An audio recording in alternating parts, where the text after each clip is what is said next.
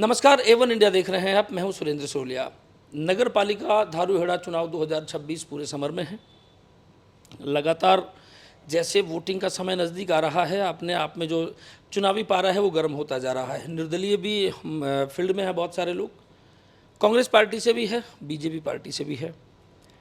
चुनाव का किस तरह का क्या माहौल रहेगा, इस पूरे प्रकरण में आपको हम कंवर सिंह यादव जी के इंटरव्यू के बाद में साक्षात्कार में आज हम आए हैं कांग्रेस के जो प्रत्याशी हैं ज्ञानी राज यादव जी, यानी राज यादव जी हैं जो उनके हस्बैंड ज्ञानी यादव जी।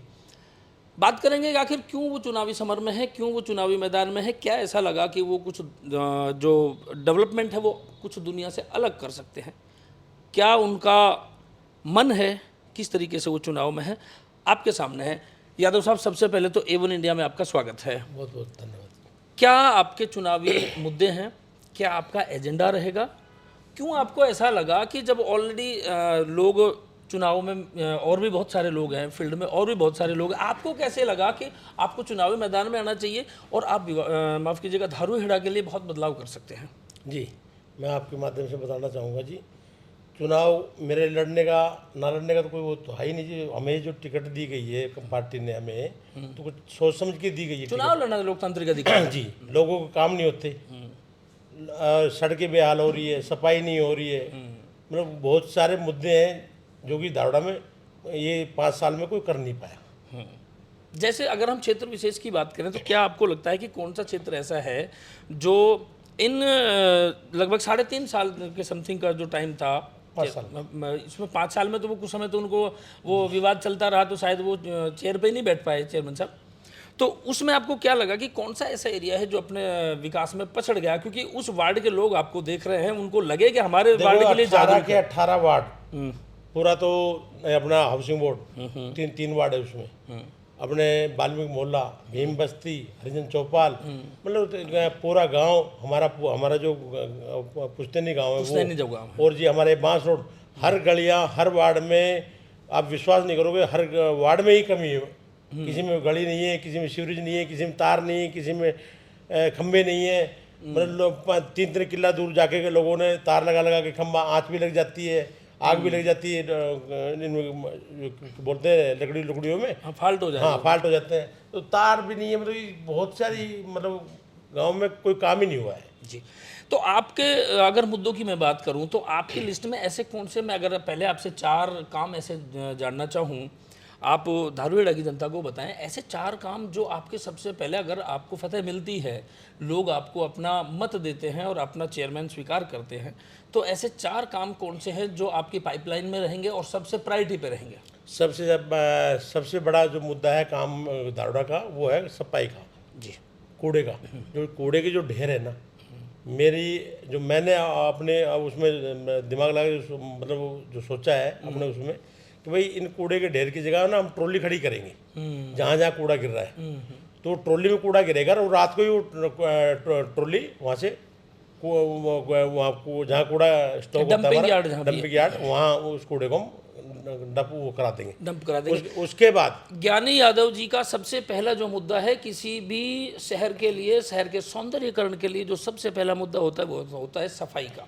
और सफाई के लिए जो इन्होंने रोड मैप बताया है, शायद हो सकता है कि वो एक मॉडल के रूप में कहीं लागू हो सके, तो आपने किस तरीके से इसकी तैयारी की है और किस तरीके से आप जनता को समझाने का प्रयास करेंगे? देखो जी, ये हमारे मेन मुद्दे में जो हमारे जो गलियों से तो ट्रैक्टर आते हैं लेके, जहाँ ट्रैक्टर नहीं जाता वहाँ पे ट्रैक्टर की और बढ़ाएंगे, ट्रैक्टर 2-4 ट्रैक्टर और बढ़ाएंगे, डोर टू डोर जो कचरा लेने जाते हैं, और ट्रैक्टर भी हम बढ़ाएंगे। और जो जहाँ मेन हमारा कूड़ा गिरता है, जैसे रोड पे गिर दिया, बिजली बोर्ड के पास गिर दिया, तो यहाँ वहाँ ट्रॉली रहेगी, वहाँ नहीं गिरेगा, वहाँ कूड़ा नीचे नहीं फेंका जाएगा। कह सकते हैं कि आपके समय में कचरा मुक्त धारूहेड़ा हो सकता है, सफाई मुक्त हो जाएगा, कचरा मुक्त, सॉरी हाँ कचरा मुक्त धारूहेड़ा हो सकता है। ये एक बहुत इंपॉर्टेंट, शायद मैं कहूँगा कि एक युवा है और युवा के दिमाग में ही शायद ये बात आ सकती है कि गली मोहल्ले में आप शहरों में देखते हो तो कहीं ना कहीं कचरे के ढेर अक्सर देखने को मिलते हैं, तो कचरा मुक्त होगा तो सबसे पहले स्वच्छ भारत अभियान जो चल रहा है, उसमें स्वच्छ भारत अभियान किसी पार्टी विशेष के लिए नहीं, हमारे अपने लिए, क्योंकि हम स्वच्छ रहेंगे तो शायद स्वस्थ रहेंगे पूरे तरीके से। इसके अलावा जो नगर परिषद या नगर पालिका क्षेत्र होता है, उसमें सबसे पहला मुद्दा होता है नाली, सफाई व्यवस्था, और जो गलियां हैं उनका दुरुस्तीकरण, सीवरेज होते हैं। सब ओवरफुल है हमारे धारवाड़ा के, सब सीवरेज ओवरफुल है। अभी भी आप जाके चेक कर सकते हो, जितने भी सीवरेज डले हैं सब ओवरफुल है। अच्छा। और किसी के अब तक किसी पार्षद ने ना ये मुद्दा उठाया, ना किसी चेयरमैन ने मुद्दा उठाया। इनको दरअसल पता है, इनको ज्ञान ही नहीं है। असली बात ये मतलब व्यवस्था किस तरीके से पटरी पे कैसे बननी चाहिए। जी। अभी चुनावों में बहुत सारे लोग मैदान में हैं। मैं बात करूं कि लगभग सत्ताधारी दल की, क्योंकि देखो जब सत्ता में आप हैं तो सत्ता में सवाल पूछा जाएगा। सत्ताधारी दल से हम सवाल ये अगर पूछते हैं कि भाई आप लंबे टाइम से सत्ता में हैं, सत्ता में रहते हुए भी अगर आपको एक लंबा लवाजमा लेकर के जनता से ये गुहार लगानी पड़े कि आप अब की बार हमें वोट दीजिए, हम आपके सामने बीच में ही रहेंगे, तो क्या सत्ताधारियों से ये सवाल नहीं होगा क्या आप इतने दिनों तक कहाँ थे?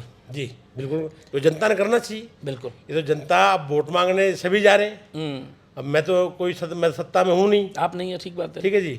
तो मैं तो ना मेरे ऊपर कोई भ्रष्टाचार का आरोप है। सत्ता में वो सत्ता के लोग ही जा रहे हैं। अब वो काम नहीं कर पाए जब भी तो वोट मांगने जा रहे हैं। ये युवा के तौर पर मेरा आपसे सवाल है कि आप भी ये सवाल कर सकते हैं। जी। तो क्या आपके सवाल हैं, हमारे चैनल के माध्यम से आप ये सवाल कर सकते हैं कि भाई आप इतने टाइम सत्ता में रहे हैं, तो कम से कम ये एक नसीहत भी हो सकती है कि जब वो सत्ता में रह कर के लोगों को संतुष्ट नहीं कर पाए, अगर आपको सत्ता मिलती है नगर पालिका की, तो किस तरीके से लोग, ये सीखने का भी मौका है, कैसे आप जनता को संतुष्ट करेंगे? देखो जी, मेरा बाबूजी का तजर्बा, हमारा तजर्बा है काम कराने का। जैसे मेरे बाबूजी ने काम कराया है ऐसे मैं काम कराऊंगा, और मेरे काम में किसी की मैं टांग भाग नहीं सुनूंगा। मैं अपने काम कराऊंगा अच्छे तरीके से, और मैं काम कराना जानता हूँ। मुझे देखो इस चैनल के माध्यम से किसी को आलोचना मैंने करनी नहीं है। हाँ, ठीक बात मैं है। काम करा सकता हूँ, काम करा के दिखाऊंगा। बिल्कुल। तो ज्ञानी यादव जी का कहना है जनता का प्यार मिलता है तो कोई ताकत नहीं दुनिया की जो मेरे काम को रोक दे। बिल्कुल। अच्छा, पिछले दफा भी आप शायद टिकट की दौड़ में थे, पिछले दफा आप टिकट के दौड़ में थे, पिछले दफा कैसे रह गए और अब की बार कैसे फतेह आपने पाई? कहाँ कमियां रही जिनको आपने दुरुस्त किया? कमियां कुछ रहेगी कमी। देखो जी, ये तो जनता के हाथ में था। ठीक बात है। ये तो राज तिलक एक को ही होता है जी। मैं तो ये घमंड आज भी नहीं कर रहा, और मेरा उस टाइम भी घमंड नहीं था। बिल्कुल, उस टाइम भी मैंने वोट मांगी, आज मैं डोर टू डोर जा रहा हूँ। बिल्कुल। पिछली बार मैं डोर टू डोर नहीं गया, ये कहीं मेरी ये कमी रह गई। आपको लगता है कि कहीं ना कहीं पिछले दफा जो कमी रही उसका सुधार हम कर रहे हैं? हाँ, उसका सुधार मैं कर रहा हूँ ना जी। उसका सुधार ये हर आदमी से मैं फेस टू फेस मिल रहा हूँ। हर घर, एक भी घर नहीं छोड़ा मैंने जिसमें वोट हो या ना हो। लगातार लंबे टाइम से भिवाड़ी से आता है जो गंदा पानी, धारूहेड़ा की तरफ जो गंदा पानी आता है, एक बड़ा मुद्दा है धारूहेड़ा में। क्या लगता है आपको कि धारूहेड़ा में वो मुद्दा है? इस मुद्दे से ही पिछली बार भी चुनाव अपना सब अपने हवाबाजी में निकाल रहे थे पार्षद। अब की बार नगर पालिका में ये मुद्दा है? मुद्दा है। अच्छा। अब भी बोल रहे हैं लोग तुम पहाड़ी के बाबूलाल लामर जी बोल रहे हैं, कंवर सिंह ने बोला होगा, शायद अजय भाई ने बोला होगा, ज्ञानी ने बोला होगा, हो सकता है, मैं मना नहीं कर रहा किसी को। लेकिन ये मुद्दा तो देखो जी बहुत बड़े लेवल का है। बड़े लेवल का है इसमें तो अब देखो एडी से लेके चोटे तक बीजेपी सरकार है। अब वही नहीं करा पा रही, तो मेरा चेयरमैन बनने से अगर मेरे से होता है तो मैं कोशिश कर सकता हूँ, प्रयास हो सकते हैं, कोशिश कर सकता हूँ, लेकिन करना तो उन्हें नहीं है। बिल्कुल। तो ये बात तो कहीं ना कहीं जायज है कि नगर पालिका क्षेत्र के क्षेत्राधिकार का या क्षेत्र में इसका दुरुस्तीकरण हो जाए, ऐसा शायद नहीं लगता। ये शायद बहुत ऊंचे लेवल की बातें हो गई है। ऊंचे लेवल की बात, ऊंचे लेवल की। इस धारूहेड़ा में जाम की एक जो समस्या बहुत बड़ी एक रहती है, बहुत लोगों का एक सवाल आया कि धारूहेड़ा में जाम की समस्या बहुत बड़ी रहती है। अगर आप चुनाव जीत करके आते हैं तो किस तरीके से जाम को निपटाने का प्रयास करेंगे? देखो, इनमें एक जाम की समस्या है धारूहेड़ा में। जाम की समस्या इसलिए है, रेड जो लाइट लग रही है ना, ये बंद रहे ना तो जाम नहीं होता हमारे धारूहेड़ा में। ये खुली रहती है, क्योंकि जगह तो है छोटी कंजेस्टेड एरिया। हाँ, और लाइट लग गई इसमें तो कहीं तो है 4 मिनट का गैप, कहीं है 2 मिनट का गैप।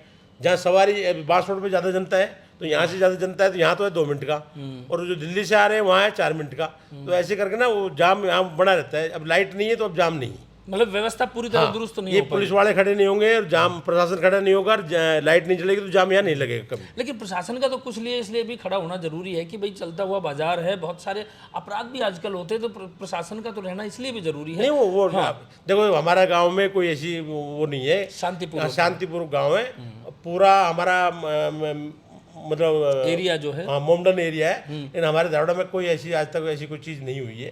भाईचारे की हाँ, भावना है। भाईचारे के नाते मतलब अच्छा है गाँव, बहुत सुंदर। बिल्कुल। अच्छा, मैं एक चीज़ और आपसे एक सवाल है मेरा, क्योंकि आप भी राजनीति में हैं, और जब हम धारूहेड़ा की बात करते हैं तो धारूहेड़ा में लंबे टाइम जो भी जिन्होंने भी काम किया, जो पावर में रहे, उनसे ऐसी गलतियां कहाँ हो गई कि जो धारूहेड़ा की ये बात सोचें हम आज भी कि धारूहेड़ा बहुत डेवलपमेंट में पीछे रह गया। कितनी ऐसी गलतियां रही, क्या ऐसी गलतियां रही आपके मायने में कि भाई अगर ये गलतियां नहीं होती तो शायद धारूहेड़ा आज और भी कहीं ऊंचे स्तर पे हो सकता था? देखिए जी, पहली बात तो किसी पार्षद को और किसी चेयरमैन को तो यही नहीं पता, पीछे जो गए आए जो नए हैं, तो ये धारवाड़ में एंट्री कितनी है, मतलब हाईवे कितने हैं। यहाँ हाईवे 3 है। अच्छा। मेगा हाईवे 71B अपने, और अब NH 919 हो गया वो, 971 जो था वो 919 हो गया। 919 हो गया। और मेगा राजस्थान वाला 3 हाईवे लगने के बाद, चारों तरफ इंडस्ट्री एरिया होने के बाद, और डेवलपमेंट की बात करूँ तो मैं ज़्यादा, आप देखो आप यहाँ हमारे पास सबसे ज़्यादा बाहर के यूपी बिहार के लोग हैं, प्रवासी देखो। हाँ, किसी का काम किराए से चल रहा है, किसी का काम सब्जी बेच के चल रहा है, मतलब काम किसी न किसी का चल रहा है, काम चल रहा है। है जी।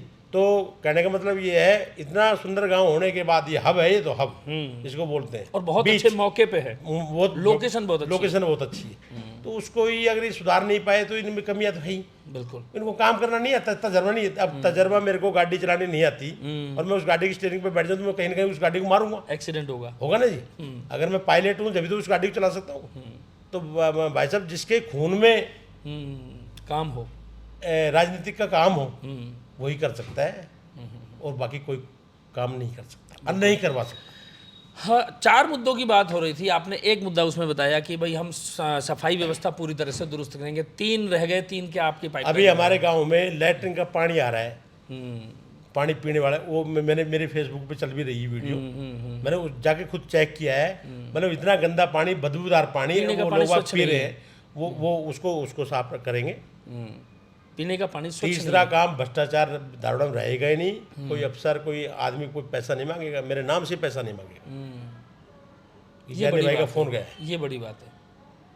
चौथा काम, धारवाड़ को पता है, मेरे धारवाड़ गांव को, कि जो ज्ञानी करा सकता है वो कोई नहीं करा सकता। एनर्जेटिक तरीके से जो ज्ञानी जी ने बात रखी है, शायद वो तो एक जिम्मेदारी और एक विश्वास जगाता है कि कहीं ना कहीं अगर पावर मिलती है तो ज्ञानी जी हैं जो काम कराने में सक्सेस हो पाएंगे। क्योंकि जितने एनर्जेटिक तरीके से उन्होंने अपनी बात रखी है, हर सवाल का बेबाक तरीके से जवाब दिया है, तो कहीं ना कहीं संतुष्टि जताई जानी चाहिए कि हो सकता है अगर पावर मिले, आप लोगों का मत मिले और आप लोगों का सहयोग मिले, तो शायद आपको जो धारूहेड़ा है बहुत चमचमाता हुआ शहर भी शायद मिल सकता है। ऐसी उम्मीद की जा सकती है। आप देखते रहिए लगातार A1 इंडिया।